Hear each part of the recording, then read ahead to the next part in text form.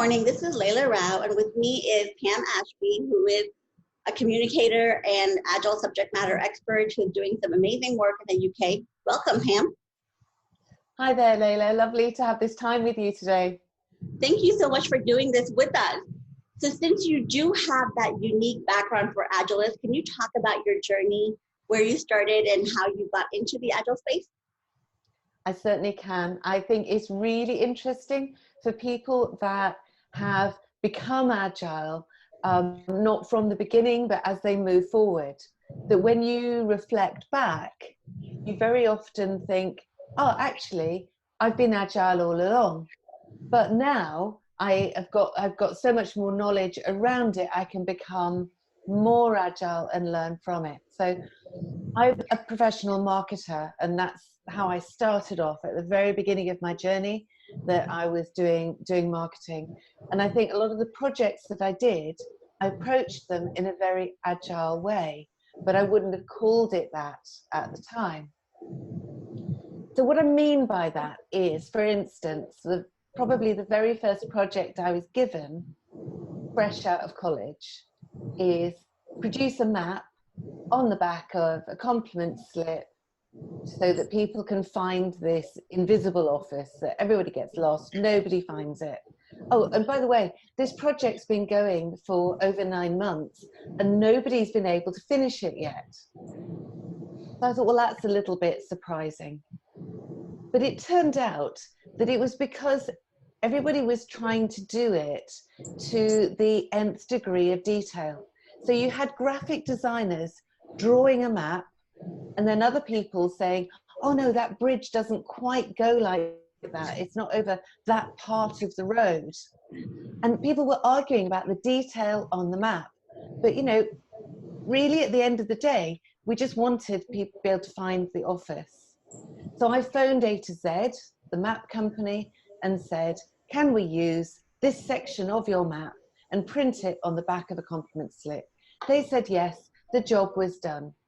Now, on reflection, that was an Agile route. It sort of cut out the complexity, targeted the real value and goal, and got it done. And I think that's what I've been doing throughout my career, sort of cutting through the obstacles and the blockers and making things happen.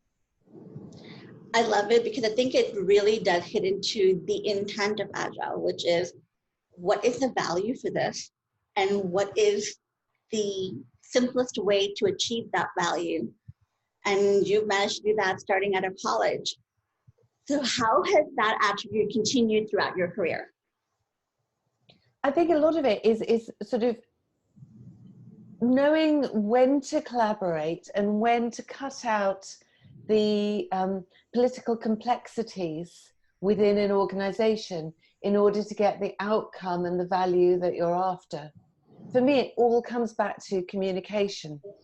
It's about looking to see the value of other people in an organization and outside your organization to collaborate behind the value that you're trying to deliver.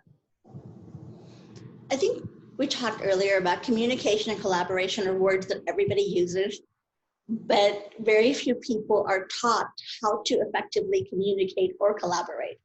Would you have some tips on how most of us can optimize their ability to communicate and collaborate? I think that's absolutely right. I think communication and collaboration are taken for granted. Nobody trains you how to do it.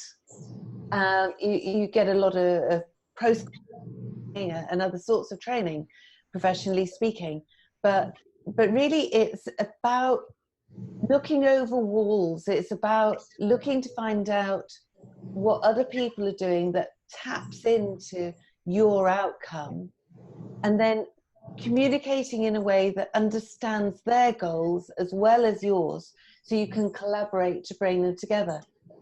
So, for instance, in marketing communication work, you use a lot of suppliers. There's a lot of agencies that are brought in to deliver press releases or brochures or design exhibition stands. That's all a part of it. But it's a question of not working in a command and control way to let those people know what it is that you're after, but to collaborate with them. And that's done, in my view, by setting a sort of outline view of your goal, and then working very closely with them to fill in the detail. So a brief isn't directive.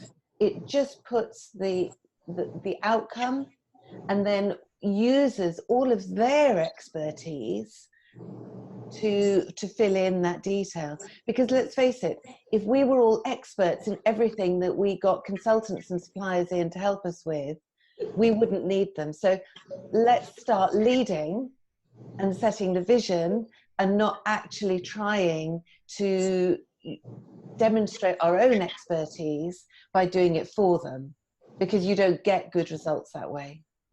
Absolutely. And I think today's complex world, most work-based outcomes we're trying to pursue do require multiple levels of expertise.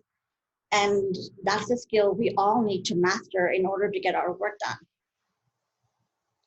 So can we talk a bit more about how you're doing your work these days? Because marketing and agile are not necessarily most naturally congruent, yet you're making them congruent. So what does your work look like now? It is actually really interesting that you know, I was a professional marketer, then I got into the project management world. So I was in the project management world for quite a long time, and I quite quickly realized I had been a project manager.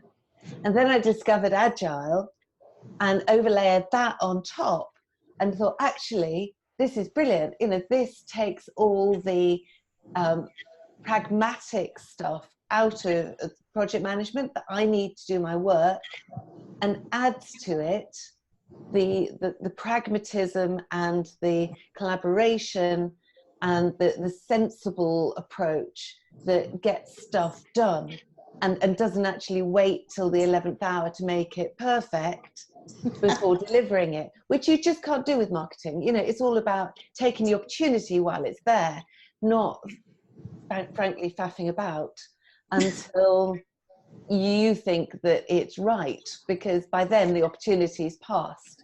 So you really do have to have a keen eye on what is the best value for the organization that you can get and deliver in the fastest possible time. So agile and marketing sit very naturally together, in my view. They're very, I think they're very, very close, and an agile way of working is really important for marketers. It has to be done. Now, in tandem with that, I think communication sits very, very closely at the heart of all agile working. And I'm first and foremost a communicator. I'm a writer. Communication's always been very core to everything that I do. That's so what I've done, sorry, Leila. Go ahead. So what I've done is I've also trained as a certified coach, because that builds on those communication skills and helps to support people to get rid of a directive way of working and be more empowering, getting the best value of all the people at their disposal. So I mean, not only those immediately in front of them, but similar organizations that they can learn from, suppliers that they can get the best from, people in other departments, in other business units, in other countries. And I think that a coaching style of communication is very empowering for everybody, to be honest, because it's a question of being curious and learning, really embedding that growth mindset. I think it was John Whitmore said, curiosity is the antidote to criticism. But, absolutely. you know, it's also the antidote to command and control, because by asking those questions, you draw out the best from the person in front of you. And it's knowing those right questions to ask. I think that the coaching style of communication that you're discussing is broader than what most of us think of as communicating, which is I speak, you listen, you speak, I listen. It takes into account the broad-based nature that's a reality for everybody today. How do you see that happening with your clients and in your workplace today? Are people really taking advantage of the broader ecosystem they have access to? I think they don't take advantage of it. There are many more opportunities. Looking back, I've never stuck to a job description in my life. Okay, I want to hear more about that. I'm not sure that's necessarily a positive thing, but it's because I've been sort of constantly looking beyond the remit that I've been given. I don't believe in sticking to a remit because people may not give you the most valuable remit. If you have an understanding of the goals, then really you should be free to decide your own remit, where you go and how you achieve those goals. So in some organizations, I've set up communication with people doing similar things in different business units in different countries.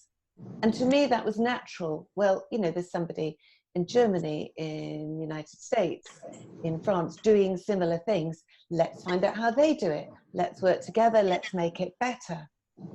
And in doing that, I've actually ended up changing my own role. But to me, it was natural. You look beyond what you've been given to learn from other people. Do you think that's the natural personality trait or one that you cultivated over the years? I think for me, it was quite natural. But I do think it's also a very agile way of working, that if you have agreed goals and are free to create the steps that are needed to get the best value in the shortest possible time, that you should be free to do that. And I think that coaching helps people to understand their own powers and what they can achieve without constantly having to refer up the hierarchy.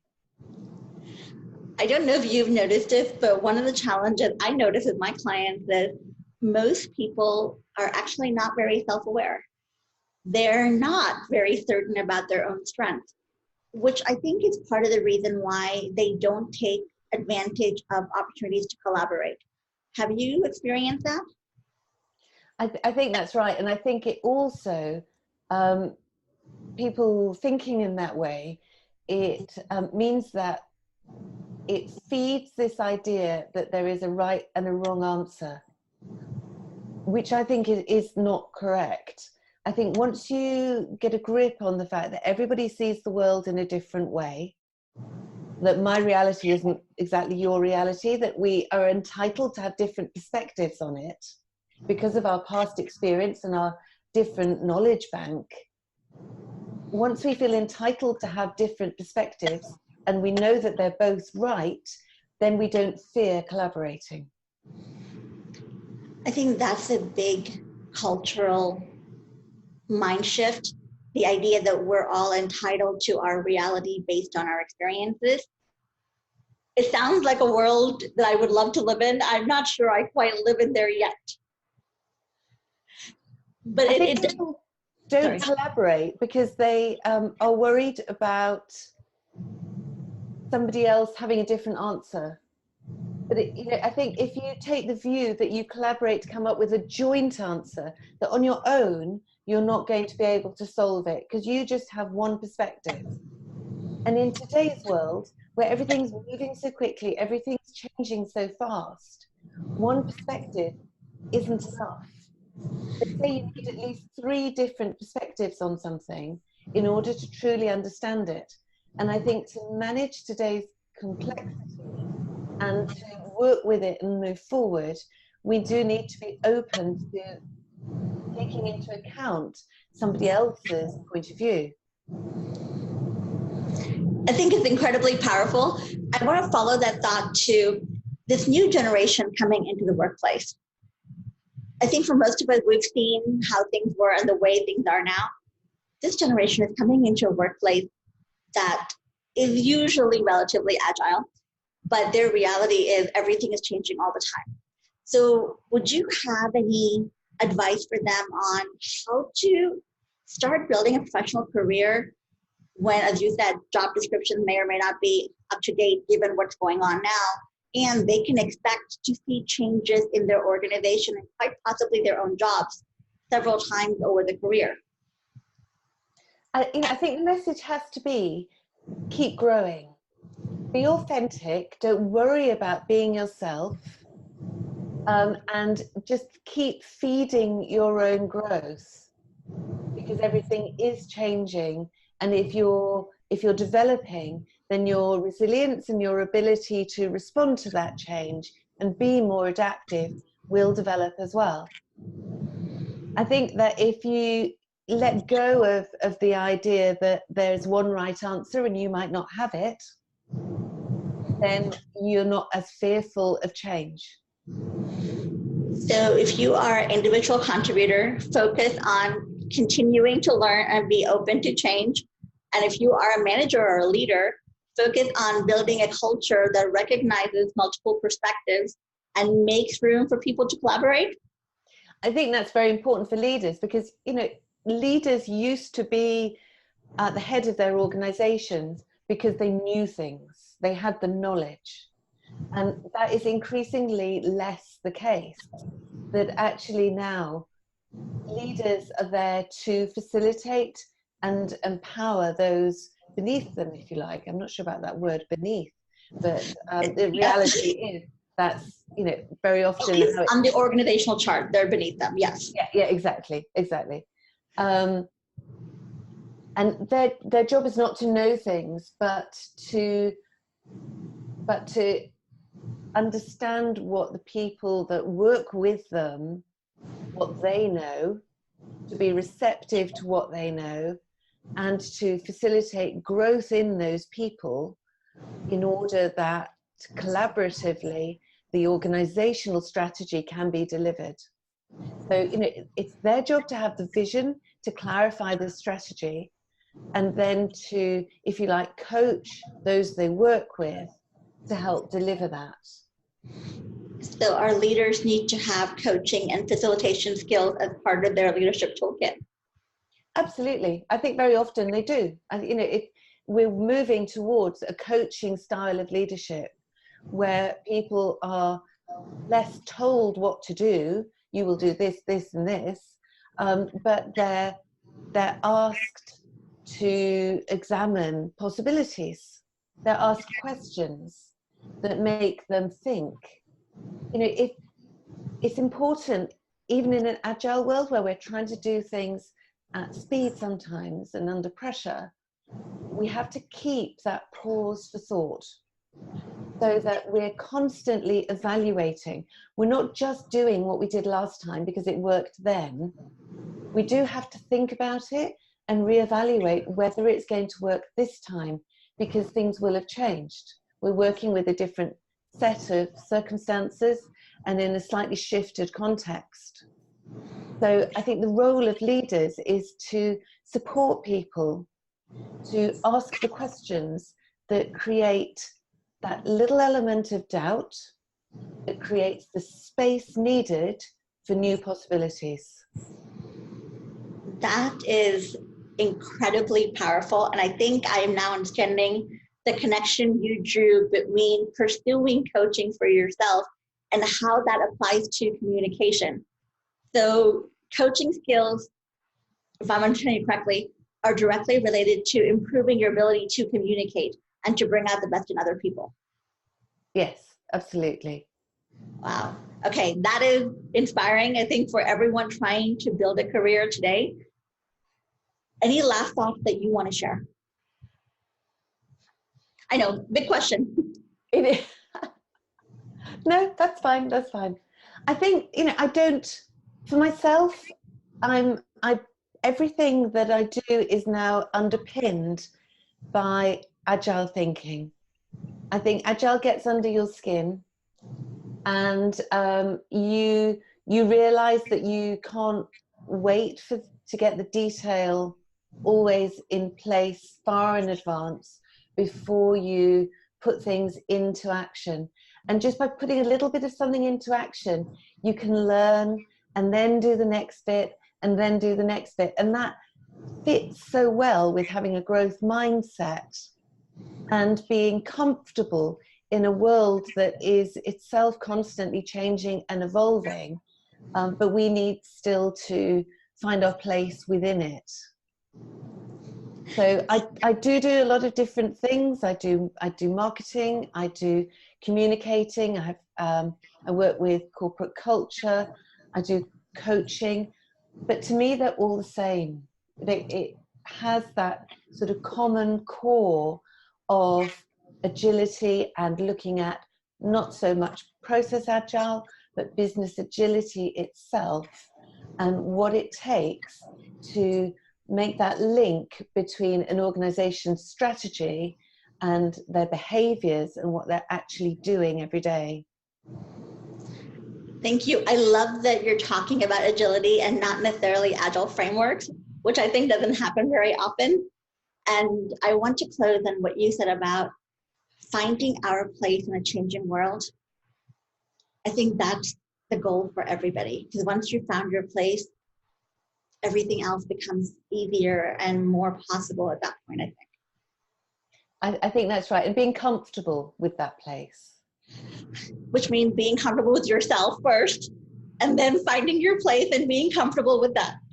Yeah, because we need to innovate, we need to be creative, and we know that when we're feeling uncomfortable and threatened in any way, that physically shuts down our creative thinking brain, and that's what we can't afford to do for building our agility. I think with individual and organizational agility, organizations need everybody to be their best selves, and individuals need to be their best selves to build a career in today's complex workplace. Absolutely. They need to be able to be authentic and give us their best. Sorry to interrupt you, Pam. This has been an incredible conversation as always. Thank you so much for doing this LIA100 interview with us.